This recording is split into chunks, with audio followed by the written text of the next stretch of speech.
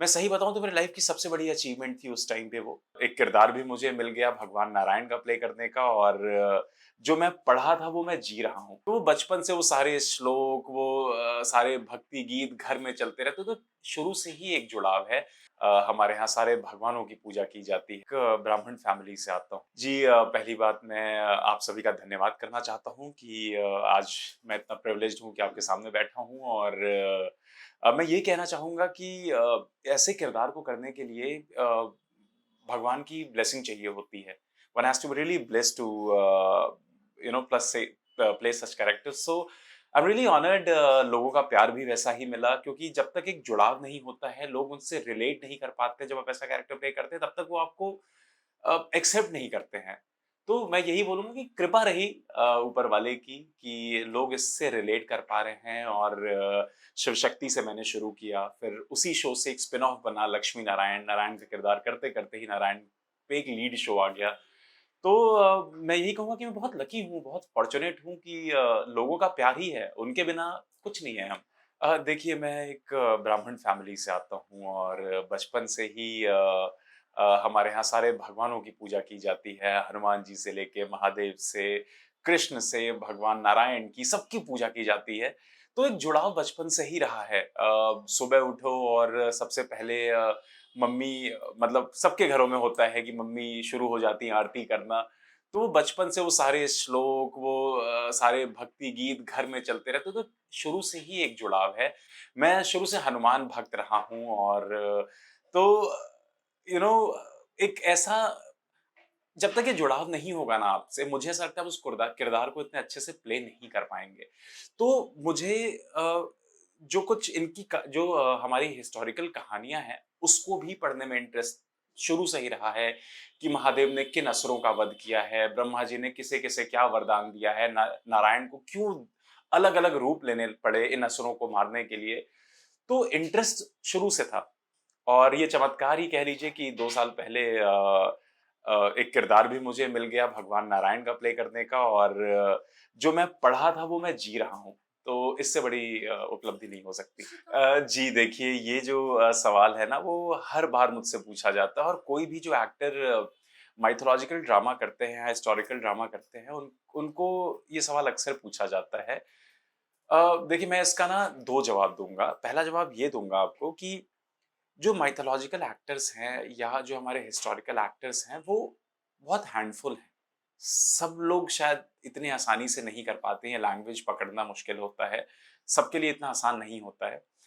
तो वो वही एक्टर्स होते हैं जो घूम फिर के अगर आप देखोगे तो हिस्टोरिकल शोज़ के वही एक्टर्स होंगे जो आपको हर जगह दिखेंगे।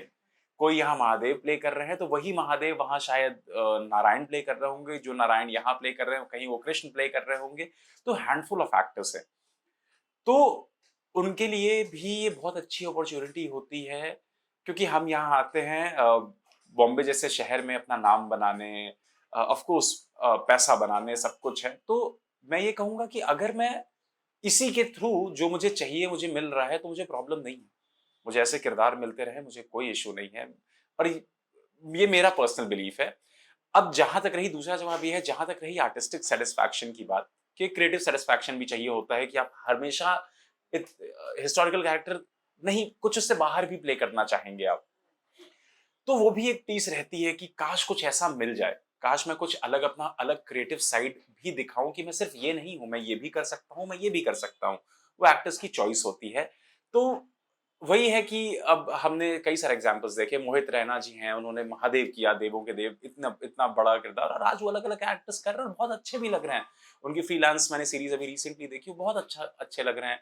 सौरभ राज्य ने कृष्णा किया, no doubt, he is also coming out and उनकी भी एक नई मूवी अभी रिलीज़ होने वाली है।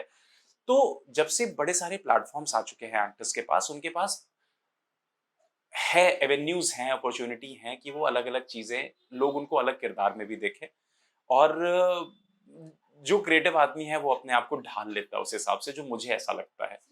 जी रूबरू मिस्टर इंडिया एक पैजेंट था जो मैंने अपने जॉब जब मैं नौकरी कर रहा था ल मेरिडियन होटल गुड़गाँव में और वहाँ पे ही मैंने उसके साथ ही उसका ऑडिशन दिया। जॉब नहीं छोड़ी मैंने और फिर मैं मिस्टर ग्लोबल जीता, फिर इंडिया रिप्रेज़ेंट करने गया अमंग 40 कंट्रीज़। तो मैं सही बताऊँ तो मेरी लाइफ़ की सबसे बड़ी अचीवमेंट थी उस टाइम पे वो। और उसी ने मुझे इंस्पायर किया कि मैं एंटरटेनमेंट इंडस्ट्री में जाना चाहता हूँ। दो मैं मॉडलिंग कॉम्पिटिशन में था और वहाँ जीता भी, फिर इंडिया रिप्रेज़ेंट भी किया बाहर जाके एंड थैंक्स टू रूबरू ऑर्गनाइज़ेशन कि मुझे उन्होंने वो ये अपॉर्च्युनिटी दी। वो मेरे लाइफ़ का एक मतलब टर्निंग मोमेंट्स था जब मैंने डिसाइड किया कि शायद मैं नौकरी लाइफ़ टाइम नहीं कर सकता हूँ और रिस्क नहीं लिया लाइफ़ में तो क्या किया? आज के टाइम पे रिस्क नहीं लेना मुझे सबसे बड़ा रिस्क लगता है। अब सीखे क्या? तो मुझे लगा एक बार तो बनता है and this is the right time. तो 5 साल पहले मैंने वो जॉब छोड़ी एंड देन आई डिसाइडेड कि क्रिएटिव फील्ड में कुछ करना है मुझे, ठीक है? नॉट इवन मॉडलिंग, मुझे एक्टिंग सीखनी है। मुझे ज़ीरो एक्टिंग आती थी, कुछ नहीं आता था। वहाँ से बॉम्बे आया, बॉम्बे देखा भी नहीं था उसके पहले कि कैसा दिखता है, मुझे पता ही नहीं था। बैग उठाया, बुआ जी के में रहती थी, मैंने कहा बुआ जी मैं आ रहा हूँ, मुझे कुछ दिन आपके घर रहना, मुझे ऑडिशंस देने हैं, सारी चीज़ें हैं। और फिर एक्टिंग ऐसी लत है, ऐसा ये क्रिएटिविटी फील्ड ऐसी है कि पीछा नहीं छोड़ती है और आपकी और आप भी उसका पीछा नहीं छोड़ना चाहते हो। क्योंकि चैलेंजेस जब तक आप किसी किरदार में आप नहीं ढलते हो ना, जब तक वो किरदार आपसे हाथों से चला जाता है, तो कई बार ऐसा हुआ कि मुझे बोला गया श्रीकांत आपकी हाइट की ना वो को एक्टर नहीं मिली इसलिए हम आपको कास्ट नहीं कर पाए। तो मुझे लगता था यार कि ये तो एक बहुत ही फॉर्च्यूनेट होना, हाइट होना तो बहुत ही लकी फील होता है क्योंकि मैं 6'3" से थोड़ा-सा ज़्यादा हूँ, 6'3.5" हूँ अप्रॉक्सिमेटली। मैं मानता हूँ इंडस्ट्री में लंबी हाइट वाली लड़कियों की थोड़ी कमी है, बट हैं, ऐसा नहीं है। बट जब मैं चीज़ों में सेलेक्ट होने लगा, ऑडिशंस में जब सेलेक्ट होने लगा, जब मुझे किरदार मिलने लग गए, ग्रेजुअली मुझे ये समझ आया कि मैं अपने आप को ऐसा एक्सक्यूज़ दे रहा हूँ कि मैं नहीं हो रहा हूँ तो ये रीज़न है। एक चीज़ जो मुझे बहुत अच्छे से समझ आ चुकी है इंडस्ट्री में, अगर आप अच्छे कैरेक्टर हो, अगर आप अच्छे एक्टर हो, उस कैरेक्टर में ढल जाते हो उस किरदार में, आपको लोग पसंद करते हैं, आपके लिए सब कुछ पॉसिबल है। अमित जी की भी हाइट बहुत ज़्यादा थी, उन्होंने भी सबके साथ काम किया है। उससे बड़ा एग्ज़ाम्पल क्या हो सकता है? ठीक है? तो सबसे इम्पोर्टेंट बात मुझे समझ आया कि अपने क्राफ्ट पे काम करिए, ये सारी चीज़ें सेकेंडरी हो जाती हैं। यस 2023 में हुआ क्या कि वो कहते हैं ना लाइफ़ में बहुत सारी चीज़ें ऐसी होती है जो आपको लगता है कि आप वॉव! ये तो शायद लकी है मेरे लिए। मैं रहता था आरए साइड वहाँ पे मैं फ्लैट था मेरा, तो वहाँ से मैंने फ्लैट चेंज किया, मैं ओशीवारा में आया एक फ्रेंड के साथ। मैंने कहा अंधेरी में रहता हूँ, ज़्यादा मीटिंग्स वगैरह, ज़्यादा ऑडिशंस वगैरह फटाफट क्योंकि सारे ऑफिसेज़ कास्टिंग के यहाँ हैं। तो मैं यहाँ पे आ गया और the moment I landed my foot in my new house हुआ क्या कि मुझे पहला कॉल आया बालाजी से। इसके पहले बालाजी के साथ मैंने काम नहीं किया था। पहला कॉल आया भाग्यलक्ष्मी के लिए कि आप एक कैरेक्टर के लिए लॉक हो, विंकी करके कैरेक्टर है, इतने दिन का किरदार है, मुझे एक्सप्लेन किया गया। मैंने कहा भाई मैं करूँगा, मुझे अच्छा लगा, मैंने किया। सेट पे पहुँचा, सेट पे पहुँचते ही मुझे ये आ गया कि आपको ना नागिन 6 के लिए भी आपको कास्ट कर दिया गया है। अब वहाँ पे भी ये कैरेक्टर कर रहे हो। तो मुझे लगा इतने दिनों से जो सूखा चल रहा था, मैं ऑडिशंस क्लियर कर के कॉन्ट्रैक्ट साइन करके घर पे बैठ रहा था। मुझे लगा अब ये शुरू होने उसके पहले कुछ शोज़ थे जहाँ पे मैं या तो लीड करने वाला था, तो पैरेलल लीड करने वाला था। बट लास्ट मोमेंट पता नहीं क्या हो जा रहा था, फिर अपने आप को इंसान एक्सक्यूज़ देता है, नहीं हाइट लंबी है, नहीं शायद मेरी एक्टिंग बुरी हो गई, नहीं ये वो। ऐसा हुआ ये दोनों शो मैं साइमल्टेनियसली किया। बालाजी के लिए पहली बार काम किया, मेरे लिए मतलब एक ड्रीम कम ट्रू जैसा मोमेंट हो गया। उसके खत्म होते ही फिर मुझे स्वास्तिक ने ऑडिशन के लिए बुलाया। स्वास्तिक के साथ भी ऑडिशन जो था वो भी उसके पीछे भी एक बहुत बड़ी बैक स्टोरी है बट उन्होंने मुझे बुलाया एंड देन थिंग्स स्टार्टेड। देखिए मैंने तो आज तक किसी ऐसे एक्टर को नहीं देखा जिसने ये बोला कि नहीं मुझे वेब सीरीज और मूवीज में नहीं काम करना है। सबका गोल यही होता है। आप मानोगे सबसे पहला जो मेरा बॉम्बे आने में 2018 में बॉम्बे आया, सबसे पहला जो ब्रेक था मेरा मूवी था। जो मतलब कैमरा के सामने अपीयरेंस था, वो वॉर मूवी में था। वॉर मूवी में कैरेक्टर है डेरिक।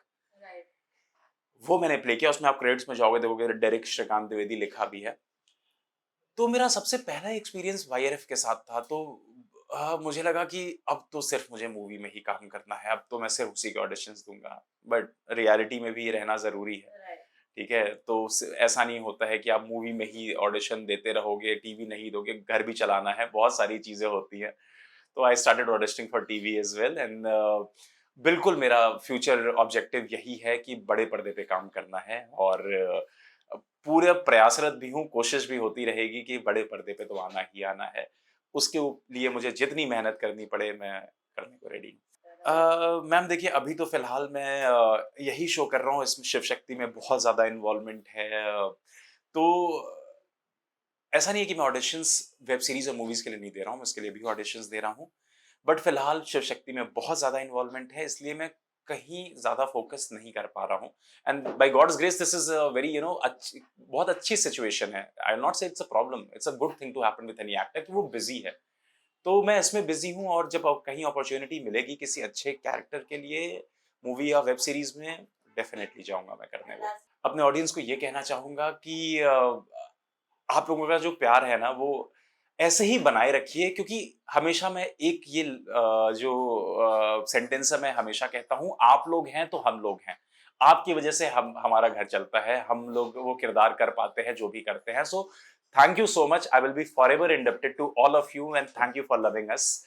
बस ऐसे ही भगवान सबका ख्याल रखे और आप सब अपना ख्याल रखें।